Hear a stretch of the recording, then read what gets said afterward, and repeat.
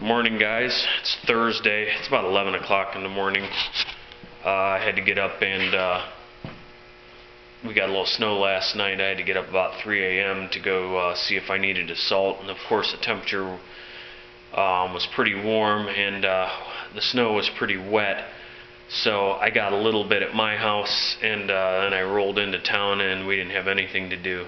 So I decided to go back to bed about 4:30 this morning after looking at some videos and replying to some comments, and didn't get back up till about 9:30. And of course, somewhere between 6:30 and 9:30 we got a little burst of snow, so I got about an inch of snow at my house. So I just now got done scrambling back into town thinking I'd have to salt, and again, must have been warm enough because there's nothing to take care of, and we're getting a little bit of snow right now, but the temps are real warm.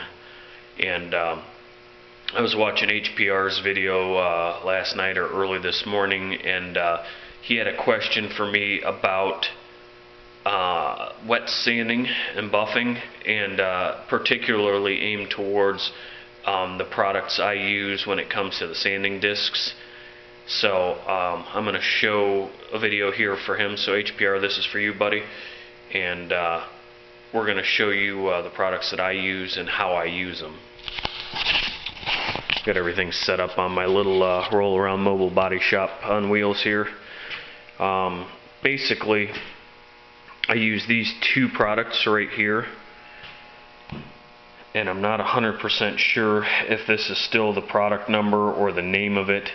I've had this box for about 6 years, and these are the 1500 grit sanding film discs. They call them 3M Hook It 260L, whatever, you know, that part number is 00950 finishing film discs. So here's what the box looks like. There's 100 in a box. When I bought this box, I bought it from a local jobber in town, not my parts supply house that sells paint. And at the time, I want to say they were about 75 or 80 bucks, and there's 100 discs, so that's like 80 cents a piece. I'm sure they're not that cheap now. I'm sure they're a little more expensive. Those are probably $1 a piece, maybe a little bit less. It's hard to say. I think you had mentioned that your supplier can get the 1500 discs for like $2 a piece, and that sounds a little much, but I know the Canadian price will be a little bit higher just due to the exchange rate. So we've got these, and basically here's the disc, and it's more of a film. They call it a finishing film, and this is 1500. And I want to see, I think you have to go on the website to see the procedure on how to use these. But these pads, I'll put those on an interface pad, you know, your foam interface pad, and use those on my more aggressive DA, and I will use them dry. They cut faster dry. You can use them wet, but they take forever to cut when they're wet. When you're trying to, you know, cut orange peel and trash out, the one thing you got to watch when these pads are dry is that you will actually, if you get a little bit of buildup of the sanding dust on them, it'll make a little speck on it, and it'll actually cut pigtails, you know, your swirl marks from the orbit of the DA. So if you use it on the finishing DA, those work fine, but these are a Hook It pad. These have the Velcro on the back. So I'll use that first. That's step number one. You can use it wet or dry, but like I say, for using them dry, they cut faster. Just got to be careful with them. So that's step one. Step two, you wanted to know about the 2000 pads. Well, these are Mirka, and the name of the line is Abralon, and it is actually it's a foam pad. There's the back of it right there, Mirka Abralon 2000. You don't really need to run an interface pad with these. You can put these right on the Velcro back of the DA. And you can use these wet or dry too. I prefer to use them wet. This will actually polish your panel up enough to start compounding it. You can go to 3000 and make the process faster, but this 2000 pad will take all of your scratches out that the 1500 might have left, and it will start to polish it, and you can cut it with a regular compound. And I'll show you that in a second. So these are Mirka Abralon. I wish I could find a part number on here.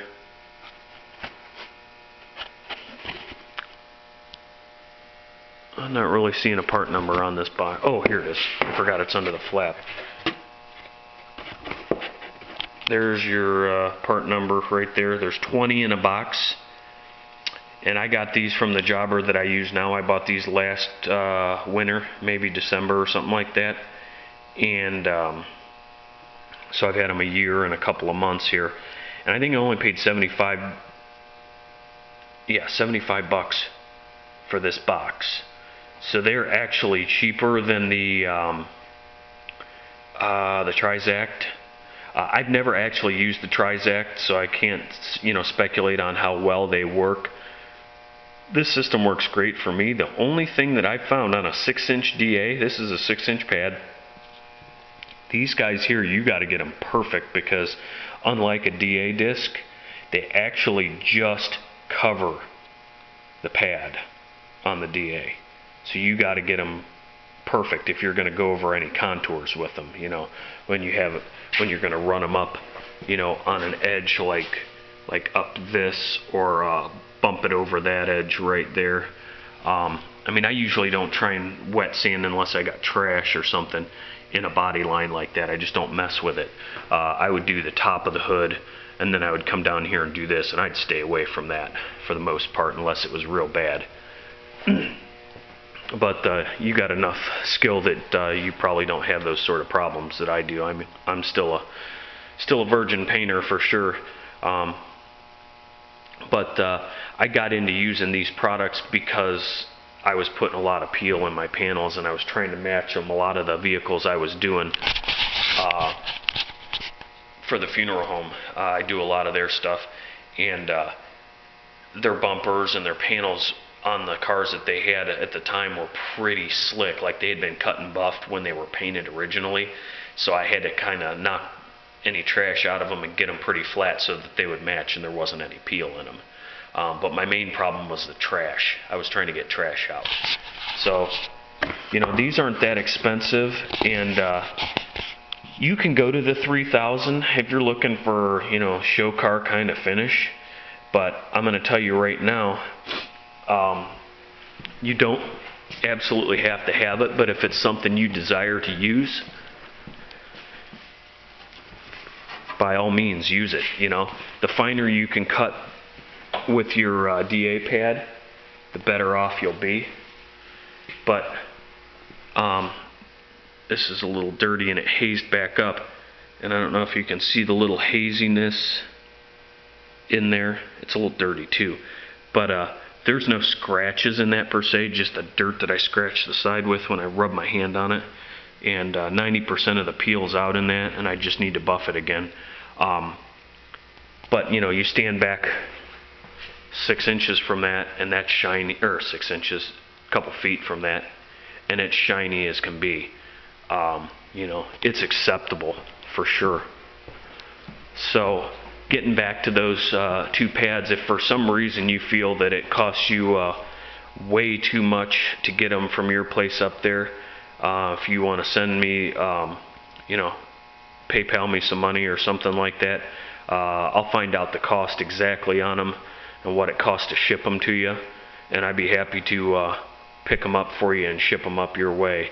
If you can't find them, or if the price is just, outrageous, because I know everything seems to be way more expensive for you guys in Canada, but again, I know it's the value of the exchange rate. Something that's $100 for me and $180 for you, that's just the way the exchange rate is. But I'm telling you how long I've had these. I've had this box for quite a while here, and I'm not very far into it. And again, I don't paint every day, but I probably paint as much as you do, buddy. and I've got a ton of these left. The 1500 ones don't last very long when you're sanding with them. For example, for a hood, I'd probably use 2 or 3 of them. But at $1 a piece, you know, $3 to cut that out, and then that's if you're using them dry. If you're using them wet, they'll last a little longer, but it'll take you forever to cut the peel out of something. And the other thing is, you don't want to wait when it's warm out, like in the summertime. You don't want to wait a month to cut and buff that, or at least cut it. Get it cut open with that 1500 within a week, tops, in the summer, and it'll be an easy job for you, and it won't be too soft. I'll actually go back, you know, a day later, and if I'm going to do a light cut job, I'll actually take, this is Meguiar's Unigrit finishing paper. I'm sure there's other manufacturers out there, but as far as wet sanding goes, this is a 2000, and they make a 1500, I believe, too. I don't know if they list it on the back, but this stuff's pretty expensive. I think there's 25 half sheets in this pack, and that's like $20 for that, US. This is the cat's ass for wet sanding by hand, in my opinion. Out of all the papers I've used before, and I haven't used them all, so don't get me wrong. There may be others that are just as good. I don't like the cheap wet or dry papers for sanding clear because they leave some deeper scratches. So if I'm just denibbing some trash, I'll take a piece of that. The key is to let that soak in a bucket of water for like 10 or 15 minutes so it gets nice and pliable. I keep bouncing around here. I'm not quite awake yet, but these black foam Abralon pads, the 2000 grit, I've only used like 3 of them out of this box, or maybe 4. And they last a long time, and basically what you're just using that pad right there to refine the scratch from your 1500, and it'll actually start to shine it up. You know, it'll be hazy, but it won't be dull like it will be after you use the 1500 pad. So there's that. I'll show you your part numbers again.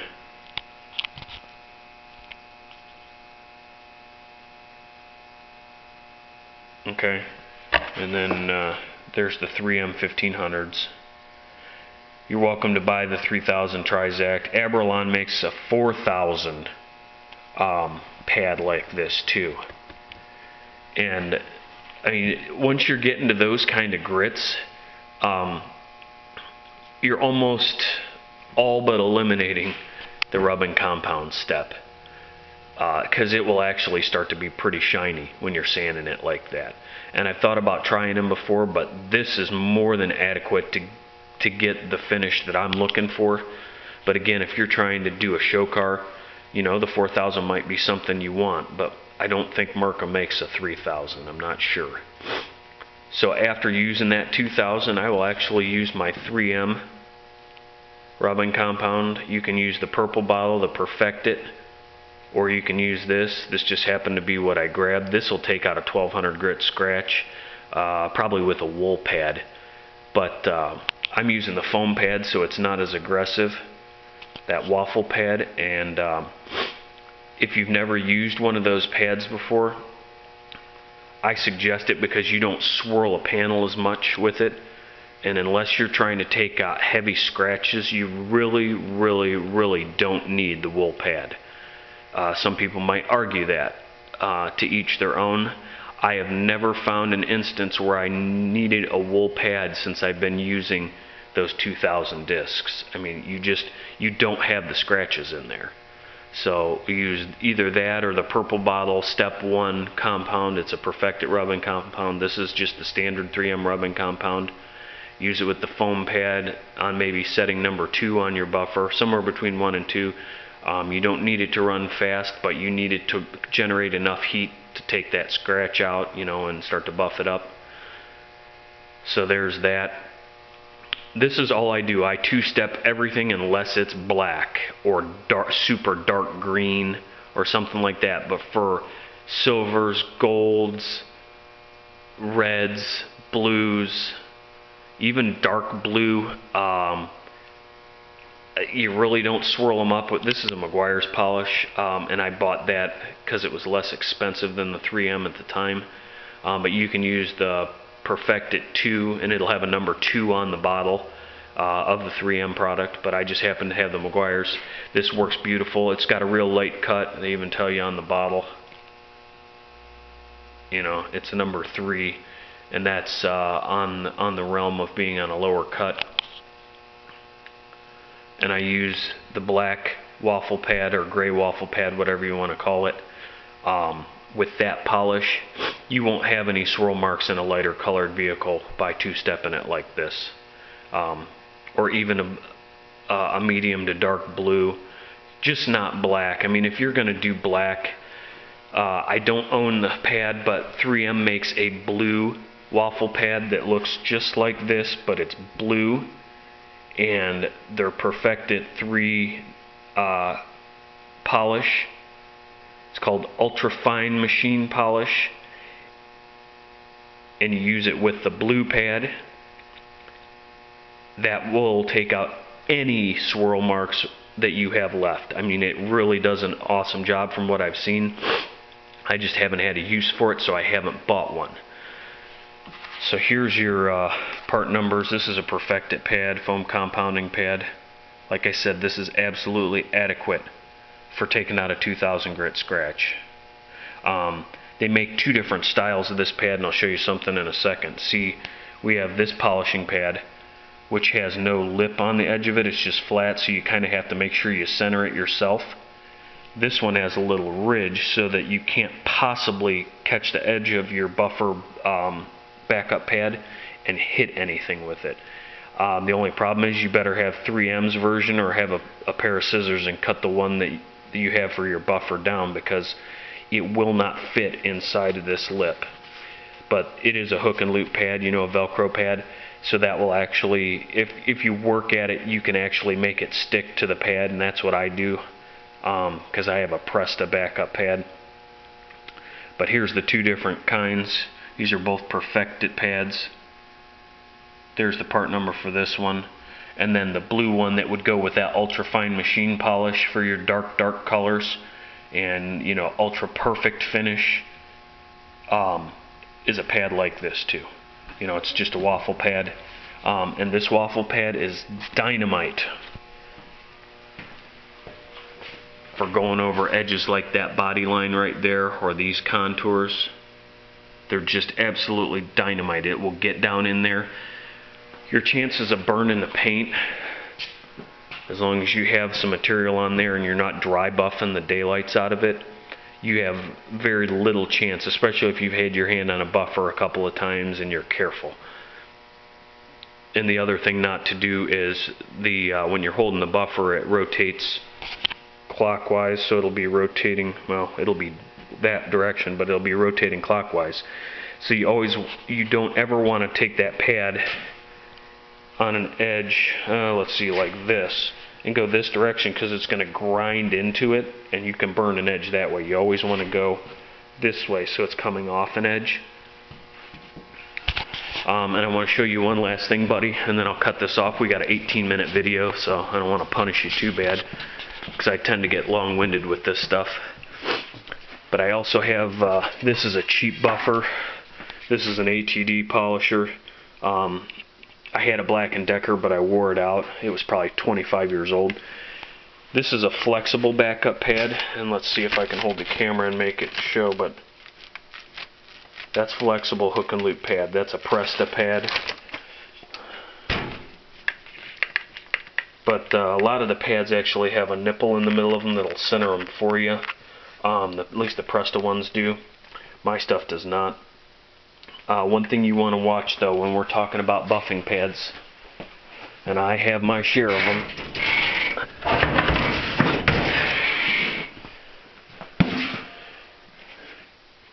this is a Sun Gold pad here, which is like a Presta. It's just a knockoff pad. This is actually the same, even though it's a yellow, it is the same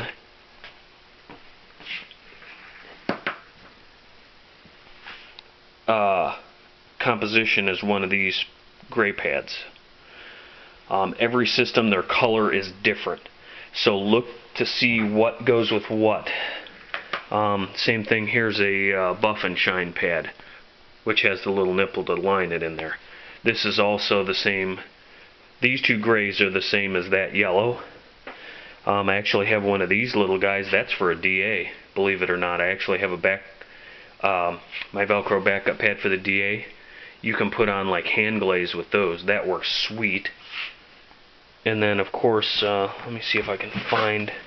I may have thrown them away because I don't like to use them.